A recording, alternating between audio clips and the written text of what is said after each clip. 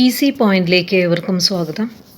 +2 political സയൻസിൻ്റെ 3-ാം ഭാഗം focus point revision.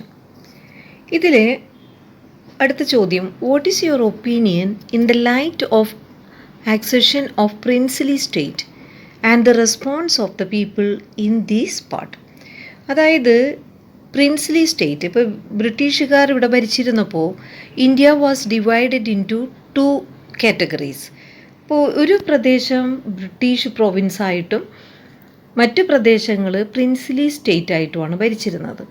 അപ്പോൾ ഇത് സംയോജിപ്പിക്കുന്നതിനെക്കുറിച്ച് ജനങ്ങളുടെ ഭാഗത്തു നിന്നുണ്ടായ പ്രതികരണങ്ങൾ, പ്രശ്നങ്ങൾ, ഇന്ത്യൻ യൂണിയൻ ലീഡേഴ്സ് നേരിടേണ്ടി വരുന്ന പ്രശ്നങ്ങൾ എന്തെല്ലാമാണ്. During the British rule, India was divided in to British provinces and princely state.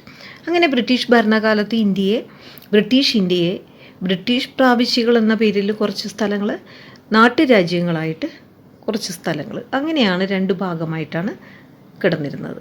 The former was under the direct British rule. ആദ്യത്തേത് ബ്രിട്ടീഷ് പ്രോവിൻസാണ്, 4 പ്രോവിൻസായിട്ടാണ് തിരിച്ചിരുന്നത്. അപ്പോൾ അതിൽ ബ്രിട്ടീഷുകാർ നേരിട്ട് ഭരണം നടത്തിയിരുന്നു.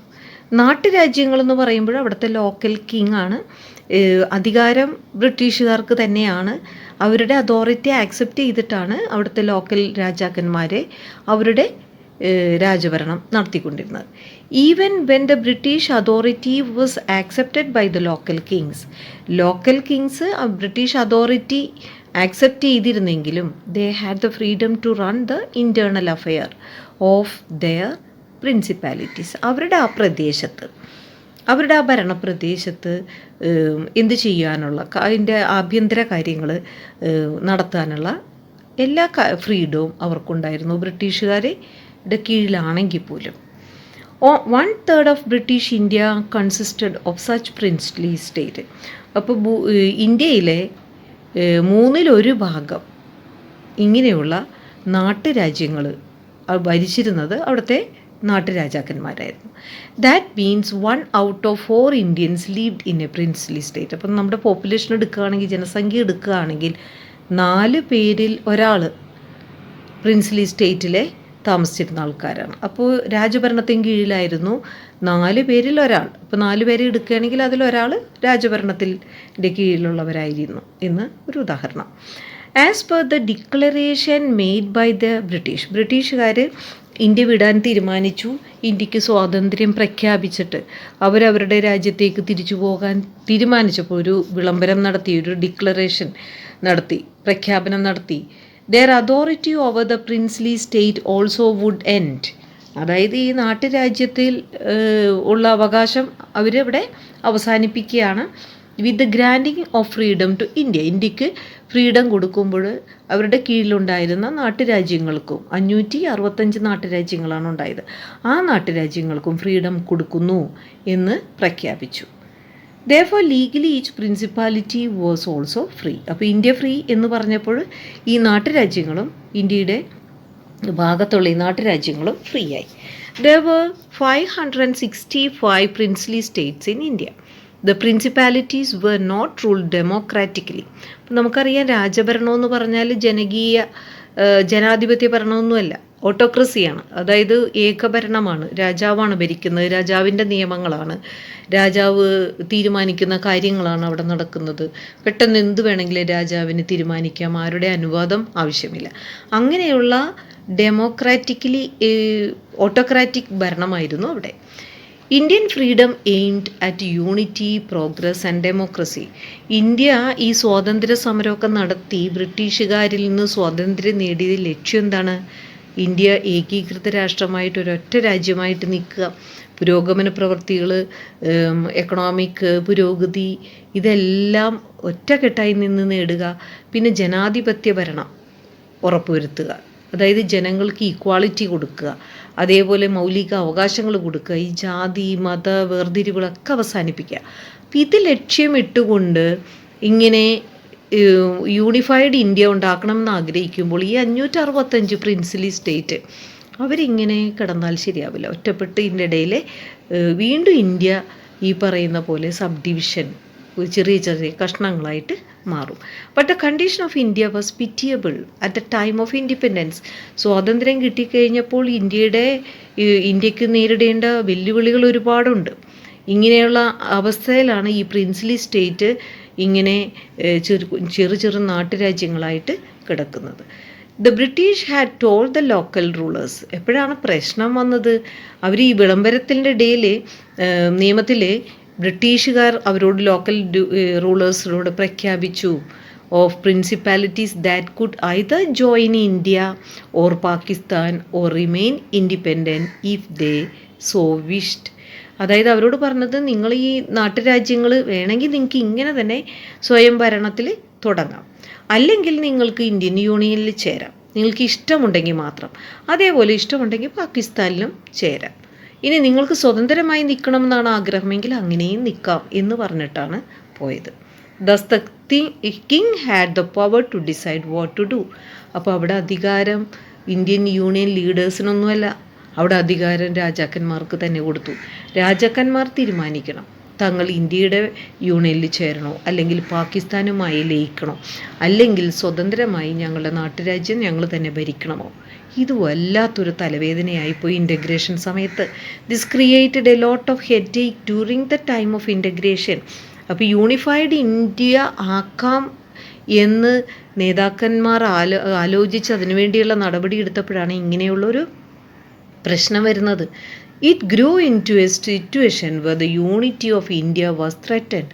പിന്നെ എങ്ങനെയാണ് ഇന്ത്യ ഒരു ഏകരാഷ്ട്രമാക്കി ഏകോപിപ്പിക്കാൻ സാധിക്കുന്നത്? അപ്പോൾ ഈ ഐക്യത്തിന് അത് തീർച്ചയായിട്ടും ഭീഷണിയായ രീതിയിലാണ് അവസ്ഥ വന്നത്. When India was granted freedom, the king of Travancore and Nizam of Hyderabad wanted to remain independent. ആദ്യം തന്നെ ഈ ഇന്ത്യക്ക് സ്വാതന്ത്ര്യം കിട്ടിയപ്പോൾ തന്നെ തിരുവിതാംകൂർ രാജാവും അതുപോലെ ഹൈദരാബാദ് നിസാമും പറഞ്ഞു, ഞങ്ങൾ സ്വതന്ത്രമായി തന്നെ നിൽക്കാൻ ആഗ്രഹിക്കുന്നു എന്ന്. Rulers like Nawab of Bhopal, അദ്ദേഹവും ഇത് തന്നെ പറഞ്ഞു. ഭോപ്പാലിലെ നവാബും ഇത് തന്നെ പറഞ്ഞു. കാശ്മീരും ഇങ്ങനെ തന്നെ. ഇപ്പോൾ കുറച്ച് സ്ഥലങ്ങൾ, കുറച്ച് രാജ്യങ്ങൾ മാത്രമാണ് ഇങ്ങനെ ഞങ്ങൾ ചേരുന്നില്ല എന്ന നിലപാട് ആദ്യം തന്നെ എടുത്തത്. അപ്പോൾ ഭോപ്പാലിലെ നവാബിനെ പോലുള്ള ഭരണാധികാരികളും ഭരണഘടനാ അസംബ്ലിയിൽ ചേരാനായിട്ട് ഇൻട്രസ്റ്റ് കാണിച്ചില്ല. അങ്ങനെ വരുമ്പോഴെന്താ സംഭവിക്കുക? ഇന്ത്യ വീണ്ടും കുഞ്ഞു കുഞ്ഞു കഷ്ണങ്ങളുള്ള നാട്ടുരാജ്യങ്ങളായി തീരില്ലേ?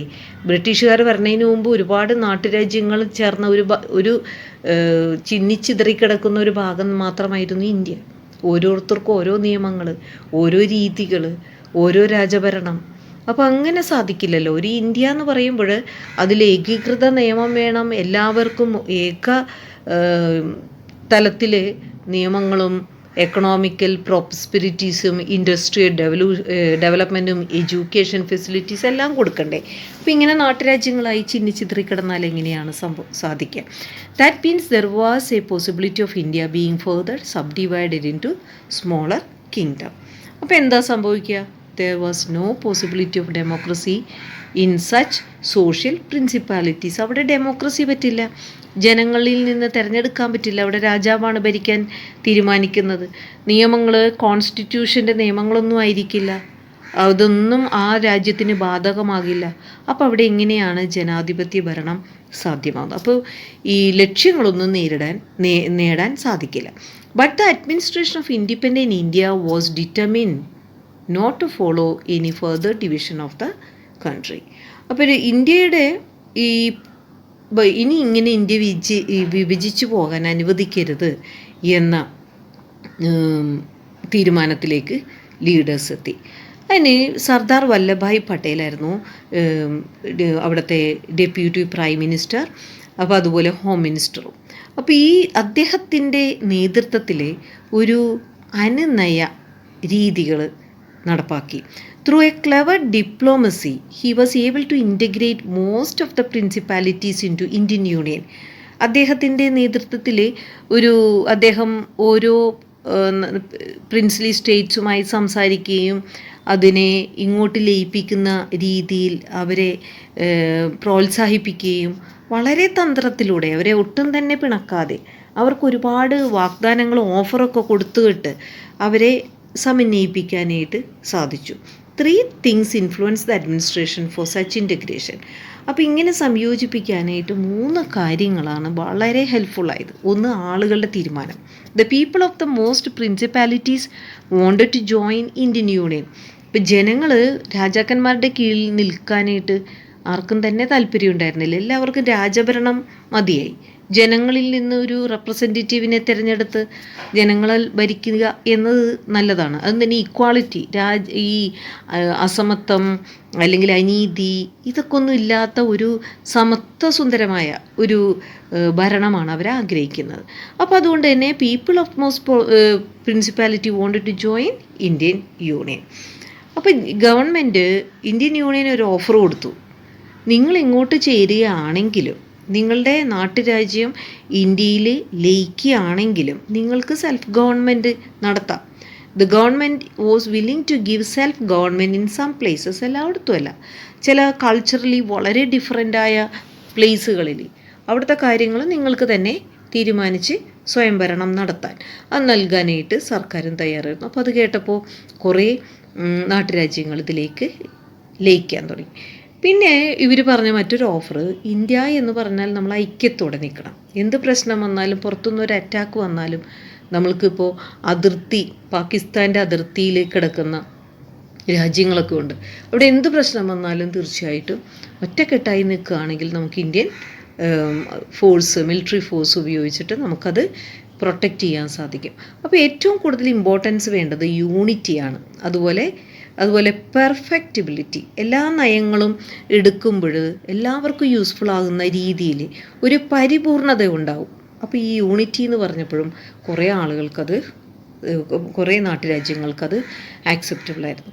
Many principalities automatically agreed. അവരിതൊക്കെ കേൾക്കുമ്പോൾ തന്നെ ഇന്ത്യൻ യൂണിയനിൽ ചേരാം എന്ന് സമ്മതിക്കുകയും ഇന്ത്യൻ യൂണിയൻ ലയന കരാറിൽ ഒപ്പിടുകയും ചെയ്തു. അപ്പോൾ the ruler sign the document call instrument of accession. അപ്പോൾ ഇൻസ്ട്രുമെൻ്റ് ഓഫ് ആക്സഷൻ എന്ന് പറയുന്ന പ്രമാണത്തിൽ ഓരോരുത്തരും ഒപ്പിട്ടിട്ട് ഇന്ത്യൻ യൂണിയനിൽ ചേർന്നു. ഇതിൽ ഒപ്പിടാതെ വിയോജിച്ച് ഇതിൽ നിന്ന് അല്പം പ്രശ്നമുണ്ടാക്കിയ 4 നാട്ടുരാജ്യങ്ങളായിരുന്നു ജുനഗഡ്, ഹൈദരാബാദ്, കാശ്മീർ ആൻഡ് മണിപ്പൂർ. അപ്പോൾ ട്രാവൻകൂറൊക്കെ അത് റെഡിയായി, ട്രാവൻകൂറൊക്കെ അത് ഒപ്പിട്ടു. ഈ 4 രാജ്യങ്ങൾ അല്പം പ്രശ്നക്കാരായിരുന്നു.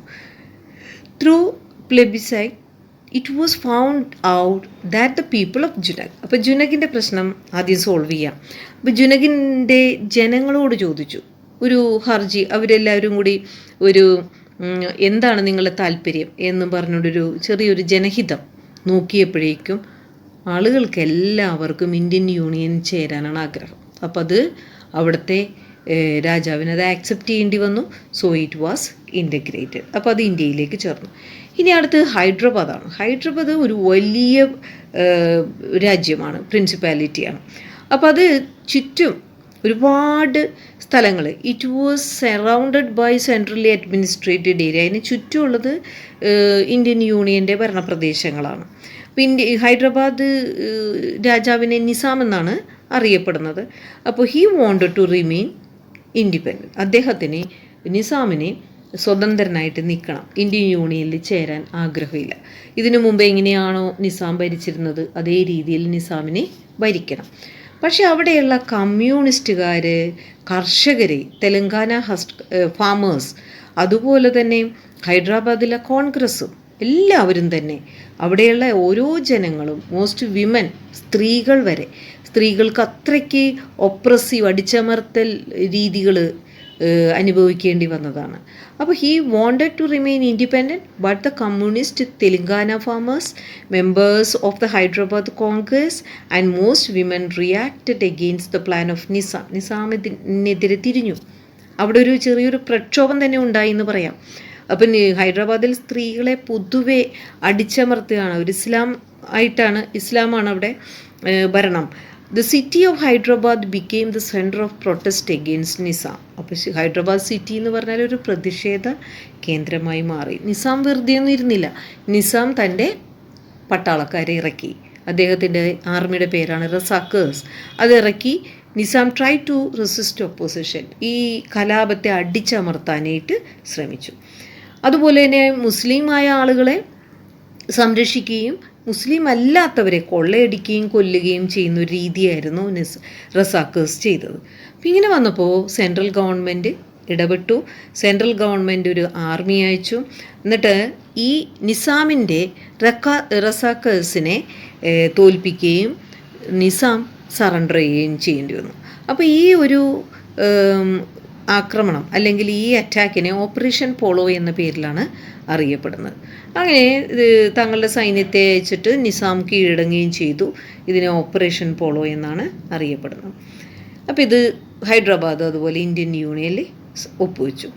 ഇനി ജുനഹറിലെ ഹൈദരാബാദിലും ഇന്ത്യയുടെ ഭാഗമായിട്ട് മാറി. പക്ഷേ മണിപ്പൂർ അപ്പോഴും ഒരു പ്രശ്നമായി മാറി. മണിപ്പൂരിലെ പ്രശ്നം എന്ന് പറഞ്ഞു കഴിഞ്ഞാൽ government had assured king Bodhachandra Singh that he would be given autonomy after independence. അപ്പോൾ ഇത് സ്വാതന്ത്ര്യത്തിന് ശേഷം അദ്ദേഹത്തിന് സ്വയംഭരണാവകാശം നൽകുമെന്ന് സർക്കാർ ബോധചന്ദ്ര സിംഗിന് ഉറപ്പ് നൽകിയിരുന്നു, രാജാവ് തന്നെ ഭരിക്കുക. പക്ഷേ കോൺസ്റ്റിറ്റ്യൂഷൻ്റെ ആ ഒരു കാര്യങ്ങൾ അത് നടപ്പാക്കണം, അതനുസരിച്ചായിരിക്കണം ഭരണം. അതുകൊണ്ട് ഒരു എലക്ഷൻ നടത്തണം. In June 1948 an election was conducted in Manipur. അത് വന്നപ്പോഴും മണിപ്പൂർ ബിക്കെയും കോൺസ്റ്റിറ്റ്യൂഷണൽ മൊണാർക്കിയായി മാറി. അതായത് കോൺസ്റ്റിറ്റ്യൂഷൻ്റെ രീതിയിൽ ഭരിക്കുന്ന ഒരു രാജവാഴ്ച. അപ്പോൾ 48 മണിപ്പൂർ ഒരു കോൺസ്റ്റിറ്റ്യൂഷണൽ മൊണാർക്കിയായി മാറി. ആദ്യമായിട്ട് അവിടെ വോട്ടവകാശത്തിലൂടെ ലീഡറിനെ തിരഞ്ഞെടുത്ത സ്ഥലമാണ് Manipur. It was in Manipur that adult franchise was exercised for the first time in India. അപ്പോൾ ഇന്ത്യയിലെ ആദ്യത്തെ വോട്ട് എടുപ്പ് നടന്നത് പ്രയോഗിച്ചത് മണിപ്പൂരിലാണ്. അങ്ങനെ മണിപ്പൂർ അസംബ്ലി വന്നു. There different views. അസംബ്ലി വന്നു കഴിഞ്ഞപ്പോൾ അസംബ്ലിയിലുള്ള ആൾക്കാർക്കൊന്നും പലവർക്കും ഇന്ത്യൻ യൂണിയനിൽ ചേരുന്നതിനോട് അഭിപ്രായം ഉണ്ടായിരുന്നില്ല. പക്ഷേ പലപ്പോഴും പല പ്രഷർ ഇന്ത്യ ഗവൺമെൻറ്റിൻ്റെ ഭാഗത്തുണ്ടായിരുന്നപ്പോൾ വന്നപ്പോൾ കിങ്ങിനെ ഇൻസ്ട്രുമെൻറ്റ് ഓഫ് അക്സഷൻ ലയന കരാറിൽ ഒപ്പുവെക്കേണ്ടി വന്നു. ഇത് നിയമസഭയുടെ സമ്മതമൊന്നുമില്ലാതെ അവരുടെ അപ്രൂവലൊന്നുമില്ലാതെ അങ്ങ് ചെയ്യേണ്ടി വന്നു. അപ്പോൾ ചുരുക്കി പറയുകയാണെങ്കിൽ one can say the integration of principality was actually a spread of democracy into those places. അപ്പോൾ ആ സ്ഥലത്തേക്ക് ജനാധിപത്യ ഭരണം, കോൺസ്റ്റിറ്റ്യൂഷനിൽ മൊണാർക്കി ഉണ്ടായിരുന്ന സ്ഥലത്തേക്ക് ഒരു ജനാധിപത്യ ഭരണം സാധ്യമായി. അപ്പോൾ ഈ ക്വസ്റ്റ്യൻ വളരെ ഇമ്പോർട്ടൻ്റ് ആണ്. ഇത് നന്നായിട്ട് പഠിക്കുക. ഇത് എക്സാമിന് തീർച്ചയായിട്ടും ഉണ്ടാവും. Thank you.